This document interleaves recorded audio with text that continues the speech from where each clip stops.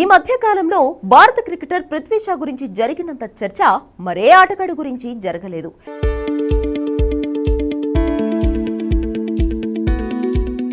క్రమశిక్షణ రాహిత్యం, ప్రాక్టీస్ కు డుమ్మా, ఫిట్నెస్ లేకపోవడం యొక్క ఆటగాడికి జట్టులో నుంచి తీసేసేందుకు ఇంతకంటే కారణాలు అక్కర్లేదు. ప్రస్తుతం పృథ్వీ షా ఈ పరిస్థితిని ఎదుర్కొంటున్నాడు. ఇటీవల ముంబై సెలెక్టర్లు విజయ్ హజారే టోర్నీ కోసం ప్రకటించిన జట్టులో పృథ్వీ షాకు చోటు దక్కలేదు. దీంతో సోషల్ మీడియా వేదికగా నేను ఇంకేం చేయాలి దేవుడా అంటూ ఎమోషనల్ పోస్ట్ పెట్టాడు. తాజాగా Mumbai cricket association Prithvi Shah post కు కౌంటర్ ఇచ్చింది.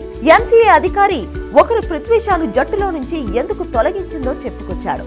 ఫిట్నెస్ లేకపోవడంతోనే పృథ్వీ షాను విజయ్ హజారే ట్రోఫీకి ఎంపిక చేయలేదని సదరు అధికారి ఒకరు స్పష్టం చేశారు. పృథ్వీ షా ఫిట్నెస్ పై ఫోకస్ పెట్టాలని సూచించారు.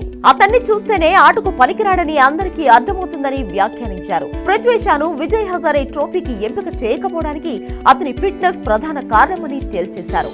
అతని ప్రదర్శన కూడా గొప్పగా లేదన్నారు. పృథ్వీ షా ఫిట్నెస్ మెరుగుపరచుకోవడంపై ఫోకస్ పెడతాడని ఆశిస్తున్నట్లు చెప్పారు.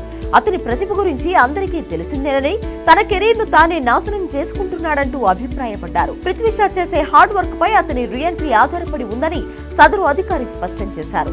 పృథ్వీ షా జట్టులో ఉన్నా లేనట్టేనని, ముంబై 10 మందితోనే ఆడుతుందంటూ వ్యాఖ్యానించాడు. ఫిట్నెస్ పై ఫోకస్ పెట్టి ఆటను మెరుగుపరుచుకుంటే జట్టులో చోటు దక్కుతుందని, సోషల్ మీడియాలో పోస్టులు పెడితే ఉపయోగం లేదంటూ హితవు పలికారు. గాయాలు, చెడు స్నేహం, క్రమశిక్షణ రాహిత్యం అతని కెరీర్ ను దెబ్బతీశాయి. చివరకు ఐపీఎల్ లో కూడా అమ్ముడుపోలేదు. రంజీ ట్రోఫీ మధ్యలోనే క్రమశిక్షణ రాహిత్యంతో ముంబై జట్టులో చోటు కోల్పోయాడు. ఇది అతనిపై తీవ్ర ప్రభావం చూపించింది. 6 ఏళ్ల పాటు అతన్ని టీంలో కొనసాగించిన ఢిల్లీ క్యాపిటల్స్ ఇటీవలి మెగా వేలంలో వదిలేయగా ఒక్క ఫ్రాంచైజ్ కూడా పృథ్వీ షాను తీసుకునేందుకు ఆసక్తి చూపలేదు. 75 లక్షల కనీస ధరకు కూడా పృథ్వీని ఎవరూ కొనుగోలు చేయలేదు.